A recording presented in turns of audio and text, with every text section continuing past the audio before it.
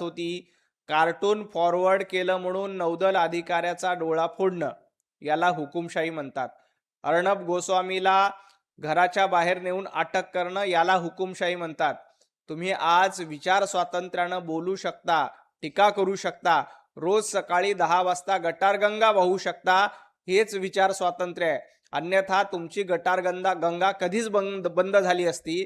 परंतु भारतामध्ये हुकुमशाही नाही तर लोकशाही आहे, याचं भान जनाब संजय राऊतांनी ठेवावं.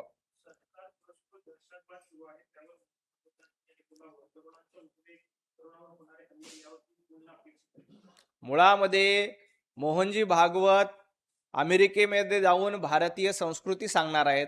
माझा संजय राऊत यांना सवाल आहे, तुम्ही पाकिस्तानमध्ये जाऊन नेमकं काय सांगणार आहेत? पाकिस्तानमध्ये जाऊन सांगणार आहेत का अमित भाई शहा आणि भारतीय सैनिकांनी तुम्हाला घरात घुसून मारलं? हे जरा संजय राऊतांनी पाकिस्तानमध्ये जाऊन सांगा. सर्जिकल स्ट्राईकच्या माध्यमातून पाकिस्तानच्या दहशतवाद्यांचा खात्मा केला, पाकिस्तानची तळं उद्ध्वस्त केली, हे उद्धवजी ठाकरे जाऊन पाकिस्तानमध्ये सांगणार आहेत का? ज्या पद्धतीनं आमच्या माता भगिनींवर हल्ला करण्यात आला, पहलगाम मध्ये धर्म विचारून हल्ला करण्यात आला, त्या सगळ्या दहशतवाद्यांचा खात्मा करण्यात आला, हे आदित्य ठाकरे जाऊन पाकिस्तानमध्ये सांगणार आहेत का? संजय राऊत तुम्ही पाकिस्तानमध्ये जा, आदित्य ठाकरे उद्धवजी ठाकरेंना देखील घेऊन जा आणि तिथे सांगा सर्जिकल स्ट्राईक झालं, पाकिस्तानला घरात घुसून मारलं, ही ताकद भारतीय सैनिकांमध्ये आहे, ही ताकद भारतीय जनता पार्टीच्या नेतृत्वातील सरकार आहे. या आधीचं सरकार कशा पद्धतीनं वागत होती ते बघितलंय. त्यामुळे संजय राऊतांनी आधी पाकिस्तानमध्ये जावं, कारण त्यांचं पाकिस्तानवर जास्त प्रेम आहे.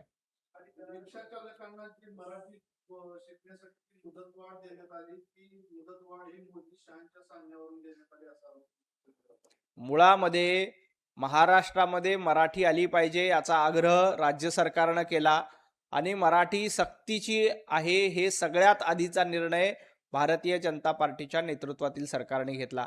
आता रिक्षा चालकाच्या बाबतीत त्यांना संधी दिली पाहिजे. प्रत्येक रिक्षा चालकाला जर का संधी दिली तर ते निश्चितपणे मराठी शिकतील आणि मराठीचा पुरस्कार करतील. त्या त्या भागामध्ये आपण यूपी मध्ये गेलं तर हिंदी आलं पाहिजे, गुजरातमध्ये गेलं तर गुजराती आली पाहिजे, कर्नाटकमध्ये गेलं तर कानडी आली पाहिजे, राजस्थानमध्ये गेलं तर त्यांची स्थानिक भाषा आली पाहिजे, केरळमध्ये गेलं तर त्यांची भाषा आली पाहिजे, तामिळनाडूमध्ये गेलं तर तामिळ आली पाहिजे. ही त्या त्या राज्यामधली स्थानिक भाषा व्यवसाय करताना आली पाहिजे असा आग्रह प्रत्येक राज्याचा असतो. तसं महाराष्ट्रामध्ये मराठी आली पाहिजे हा आमचा आग्रह आहे. त्याच्यामध्ये संजय राऊतांना पोटदुखी होण्याचं कारण काय?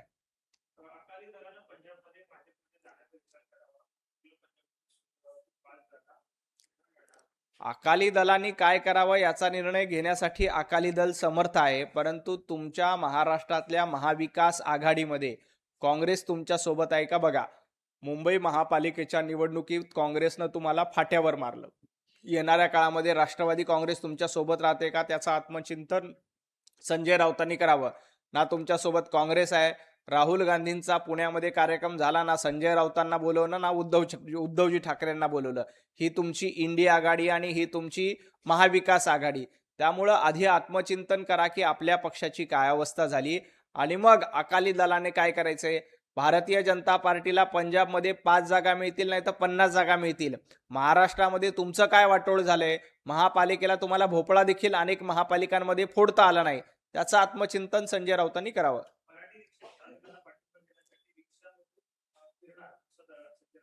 नाही, संजय राऊतांना भविष्यामध्ये रिक्षामधूनच फिरावं लागणार आहे. आता संजय राऊत आणि त्यांच्यासोबत असलेल्या खासदारांची संख्या बघता त्यांना रिक्षाचाच परवाना मिळणार आहे, कारण 3च लोक तुमच्यासोबत आहेत आणि रिक्षामध्ये 3 लोकच जाऊ शकतात.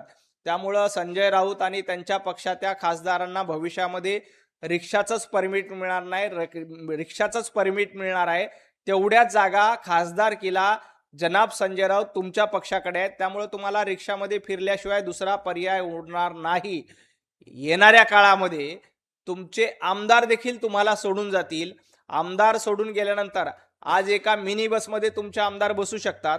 उद्या आमदार सोडून गेल्यानंतर देखील उद्धवजी ठाकरे, आदित्य ठाकरे, वरुण सरदेसाई हे 3च आमदार तुमच्याकडे शिल्लक राहतील. त्याही वेळेला तुम्हाला आमदारांना घेऊन रिक्षा किंवा फार तर फार टमटम मध्ये 5 लोक बसतात. एवढीच संख्या तुमच्याकडे राहणार आहे. त्यामुळे संजय राऊतांनी रिक्षाला पाठिंबा दिला पाहिजे आणि उद्यापासनं भांडूपपासनं तर सामना कार्यालयापर्यंत रिक्षानीच प्रवास करावा.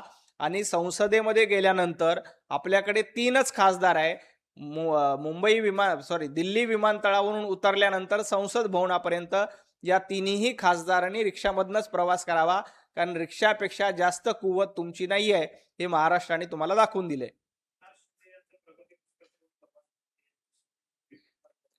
आता प्रगती पुस्तकाच्या गप्पा कोण करतंय?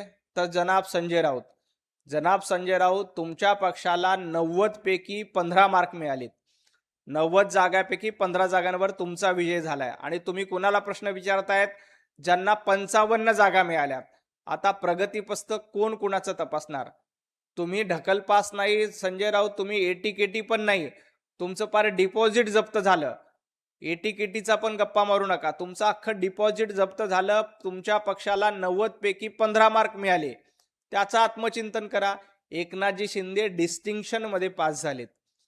विधानसभेची निवडणूक असू द्या, लोकसभेची निवडणूक असू द्या किंवा महापालिकेची निवडणूक असू द्या, तुमच्यापेक्षा जास्त जागा मूळ शिवसेनेला मिळाल्यात.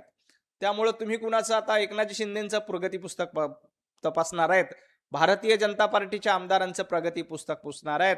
भारतीय जनता पार्टी तर मेरिटमध्ये आलेली आहे. भारतीय जनता पार्टीने 149 जागा लढल्या होत्या. 137 जागांवर भारतीय जनता पार्टी निवडून आली आणि तुम्ही आमचं प्रगती पुस्तक तपासणार? संजय राऊत, तुम्ही ढकलपास पण नाही. तुमचं डिपॉझिट जप्त झालंय, त्याचं आत्मचिंतन करा. आणि डिपॉझिट जप्त झालेल्या माणसांनी भारी संख्येनं निवडून आलेल्यावर प्रश्नचिन्ह उपस्थित करायचं नसतं. जो विद्यार्थी शालेय परीक्षेमध्ये 15 मार्क घेऊन नापास होतो, त्यांनी मेरिटमध्ये आलेल्या विद्यार्थ्यांना विचारायचं नसतं की तू मेरिटमध्ये का आला, तुझं प्रगती पुस्तक कसं आलं. हे तपासण्याचा अधिकार 15 मार्क मिळालेल्या विद्यार्थ्याला नसतो. जनाब संजय राऊत, आपले 15 मार्क येणाऱ्या विधानसभेमध्ये 5 किंवा 6 वर येणार आहेत. त्याचं आत्मचिंतन करा आणि मग इतरांचं प्रगती पुस्तक बघा. महाराष्ट्रातल्या जनतेनं तुमच्या प्रगती पुस्तकावर नापासाचा शेरा मारलेला आहे आणि हा रेड शेरा येणाऱ्या विधानसभेच्या निवडणुकीमध्ये, लोकसभेच्या निवडणुकीमध्ये देखील महाराष्ट्रातील जनता पुन्हा एकदा तुमच्यावर उमटवणार आहे. त्यामुळं आधी आपलं आत्मचिंतन करा आणि मग इतरांची प्रगती पुस्तकं बघा.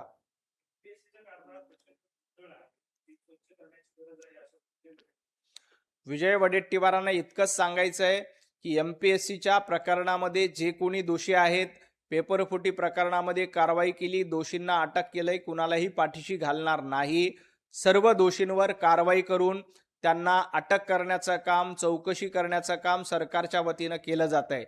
काँग्रेस वारंवार या MPSCच्या प्रकरणावरनं तरुणांची माथे भडकवण्याचा प्रयत्न करतोय, परंतु तुमचा तो डाव कधीही यशस्वी होणार नाही.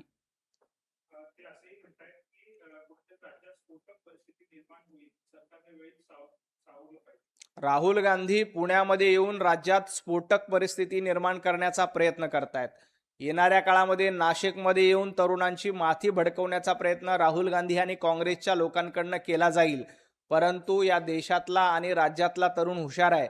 त्यांना माहीत आहे की राहुल गांधींचा दौरा आणि काँग्रेसचा दौरा हा सर्वसामान्य विद्यार्थ्यांसाठी नाही आहे. राहुल गांधींना स्वतःचं करिअरची चिंता आहे. विजय वडेट्टीवार यांना आपल्या मुलीच्या करिअरची चिंता आहे. त्यांना महाराष्ट्रातल्या मुलांच्या करिअरची चिंता नाहीये.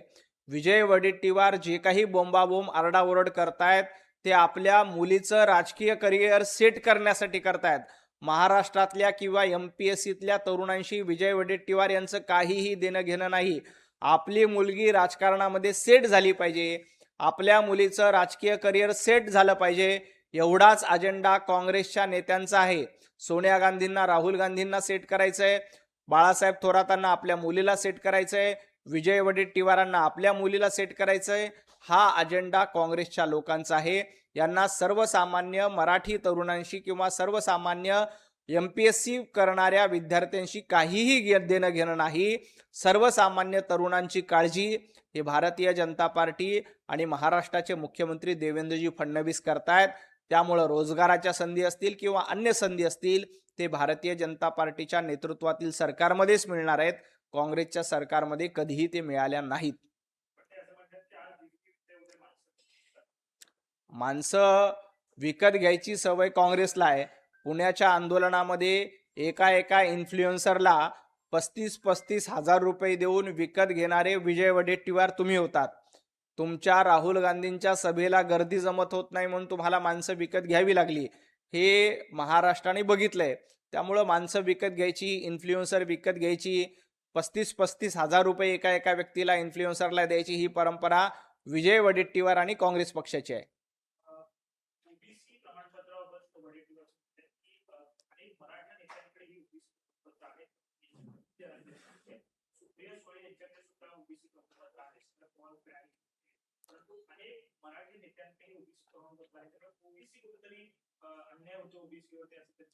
सुप्रिया सुळे यांच्याकडे जर का ओबीसी प्रमाणपत्र आहे असा सवाल विजय वडेट्टीवार विचारतायत, तर मला वाटतं सुप्रियाताईंनी खुलासा केला पाहिजे की सुप्रियाताईंनी कधी कुणबीमध्ये जाऊन ओबीसी प्रमाणपत्र घेतलं याची माहिती सुप्रियाताई सुळे यांनी जाहीर केली पाहिजे. परंतु माझा विजय वडेट्टीवारांना सवाल आहे, वडेट्टीवार हे महाविकास आघाडी सरकारमध्ये मंत्री होते. त्यावेळेला महाराष्ट्रामध्ये जिल्हा परिषद पंचायत समितीचं आरक्षण रद्द झालं. स्थानिक स्वराज्य संस्थांमध्ये ओबीसीचं आरक्षण रद्द करण्याचं पाप हे काँग्रेसनं केलं होतं. विजय वडेट्टीवार तुमच्या सरकारनं केलं होतं. तुमचे लोक कोर्टामध्ये गेले आणि ओबीसीचं आरक्षण हिरावून घेतलं. ज्यांचं महाविकास आघाडीचं सरकार असताना मराठा आरक्षण टिकलं नाही, महाविकास आघाडीचं सरकार असताना ओबीसीचं राजकीय आरक्षण टिकलं नाही, ते आज ओबीसी आरक्षणाच्या गप्पा मारतायत. भारतीय जनता पार्टीचा डीएनए हा ओबीसीचा डीएनए आहे आणि भारतीय जनता पार्टीचं सरकार आल्यानंतरच ओबीसीचं राजकीय आरक्षण पुन्हा मिळालं. मराठा समाजाला पहिल्यांदा आरक्षण देण्याचं काम हे भारतीय जनता पार्टी आणि देवेंद्रजी फडणवीस साहेबांनी केलं. काँग्रेसचे अनेक मुख्यमंत्री झाले, पण विजय वडेट्टीवार तुम्हाला मराठा समाजाला आरक्षण देता आलं नाही. तुम्हाला ओबीसीचं राजकीय आरक्षण सुप्रीम कोर्टामध्ये टिकवता आलं नाही. देवेंद्रजी फडणवीस साहेब मुख्यमंत्री झाल्यानंतर ओबीसींना राजकीय आरक्षण पुन्हा एकदा मिळालं. हा इतिहास आहे. त्यामुळं भारतीय जनता पार्टीवर टीका करण्याच्या ऐवजी आपण आपल्या नाकर्तेपणामुळे जे ओबीसीचं आरक्षण गेलं होतं त्याचा इतिहास एकदा महाराष्ट्राला सांगा आणि मग इतरांवर टीका करा.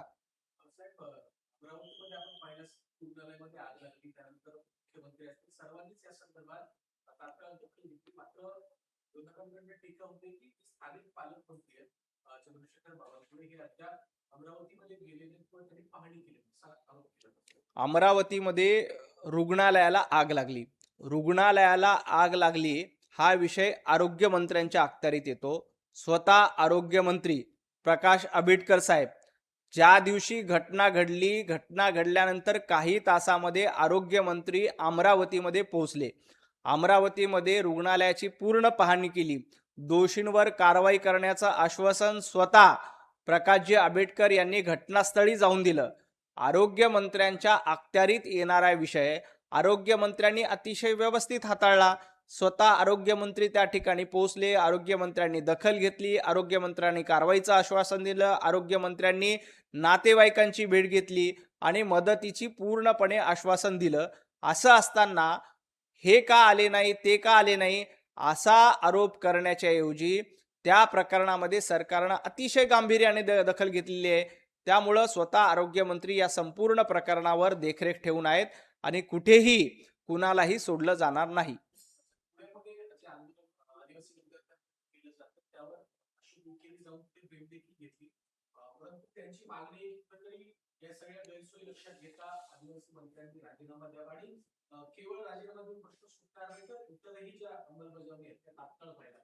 आदिवासी विद्यार्थ्यांना सुविधा मिळायला पाहिजे यासाठी स्वतः मंत्री अशोक उईकेजी प्रयत्न करतायत. काल पुण्यामध्ये जाऊन विद्यार्थ्यांची भेट घेतली, त्यांना आश्वासन दिलंय.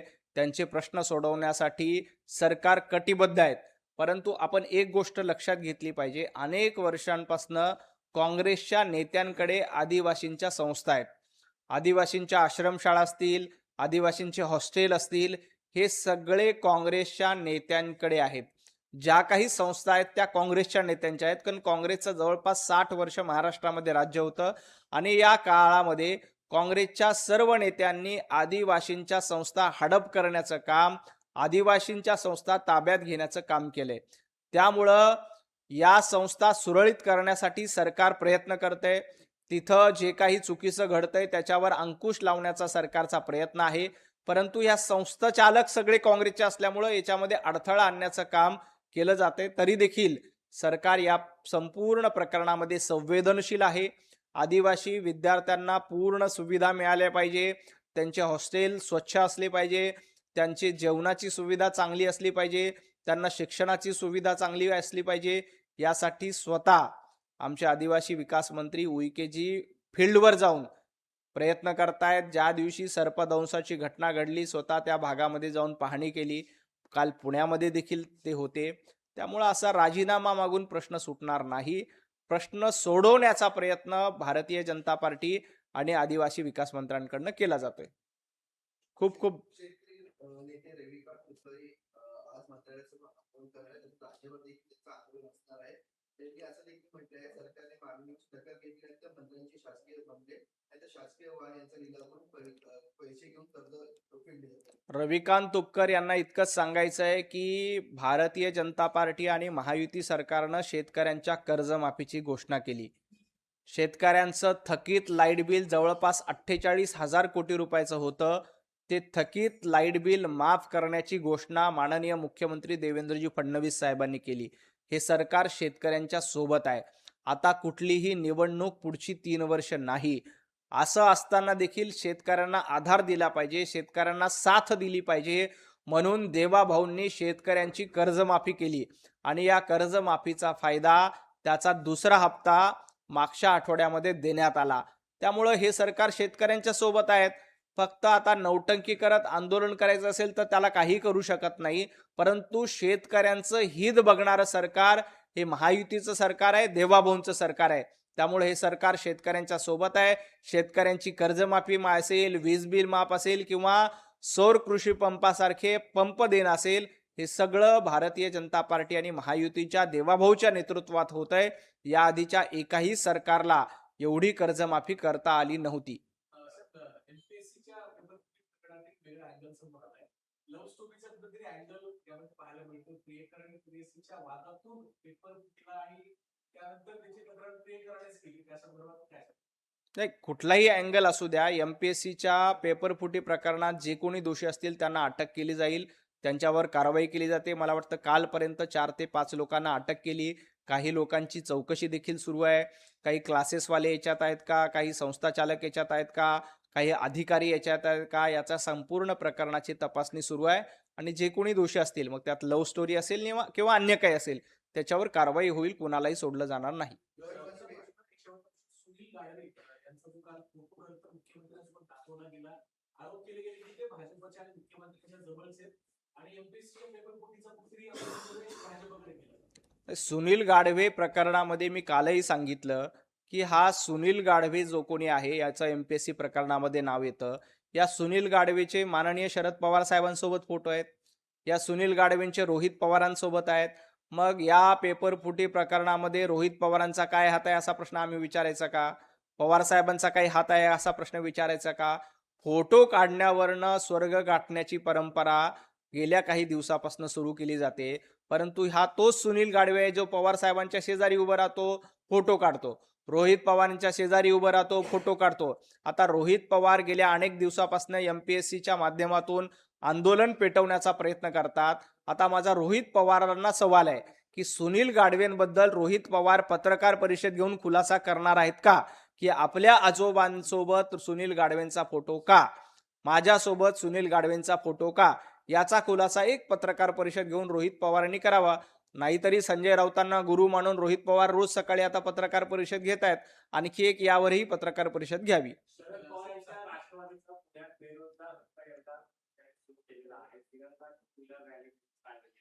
नाही, शरद पवारांच्या राष्ट्रवादीला बेरोजगारांची चिंता असणं साहजिक आहे. कारण रोहित पवार बेरोजगार झालेत, त्यांचे आमदार बेरोजगार झालेत.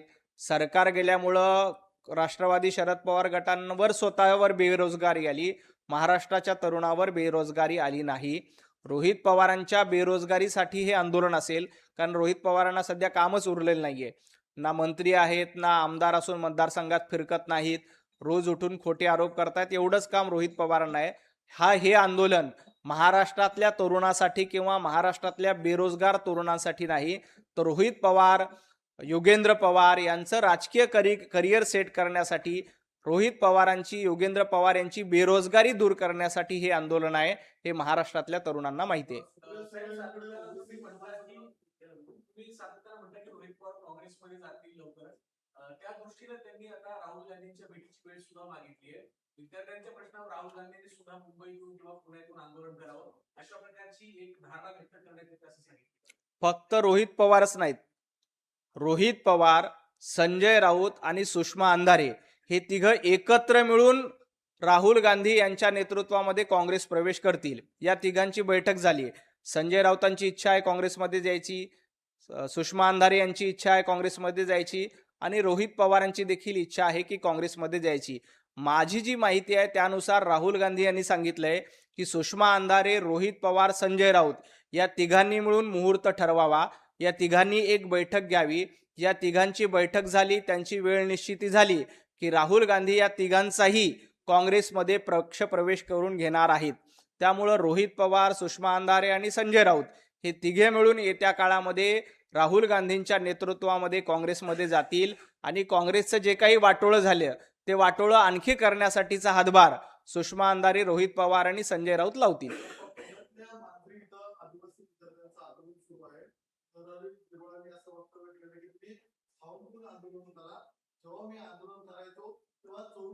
मला वाटतं नरहरी झिरवळ यांच्या वक्तव्याचा विपर्यास केला. नरहरी झिरवळ यांचा स्वभाव आपल्या सगळ्यांना माहिती आहे की ते नेहमी ग्रामीण भाषेमध्ये बोलत असतात, हसत खेळत बोलत असतात. त्यांनी बोलता बोलता विद्यार्थ्यांना म्हटलं असेल की बाबा आंदोलन करतायत तर आपल्या तब्येतीची काळजी घ्या, खाऊन पिऊन आंदोलन करा, आंदोलन करू नका असं म्हटले नाही, आपल्या तब्येतीची काळजी घेऊन आंदोलन करा असा त्यांच्या म्हणण्याचा अर्थ होता. विनाकारण झिरवळ साहेबांना अडचणीत आणण्याचा प्रयत्न विरोधकांनी करू नये. झिरवळ साहेब हे आदिवासींचे नेते आहेत, त्यांच्या अशा वक्तव्याचा विपर्यास दुर्दैवाने केला जातोय, तो करू नये.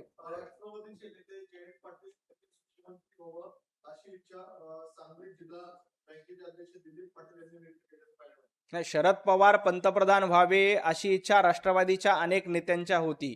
आता ती पूर्ण झाली का आपल्याला माहित आहे. तशीच जयंत पाटलांच्या बाबतीत इच्छा व्यक्त करणं त्याला काही नाही.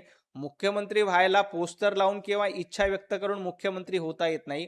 मुख्यमंत्री होण्यासाठी 144 ही फिगर महत्वाची असते.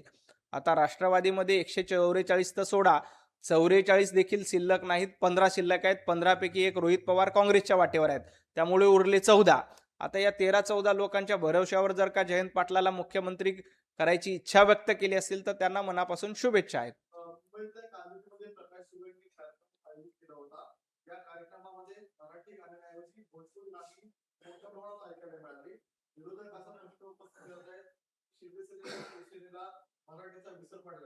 नाही, मला या प्रकरणात माहिती नाही, मी माहिती घेऊन सविस्तर उत्तर देतो. धन्यवाद.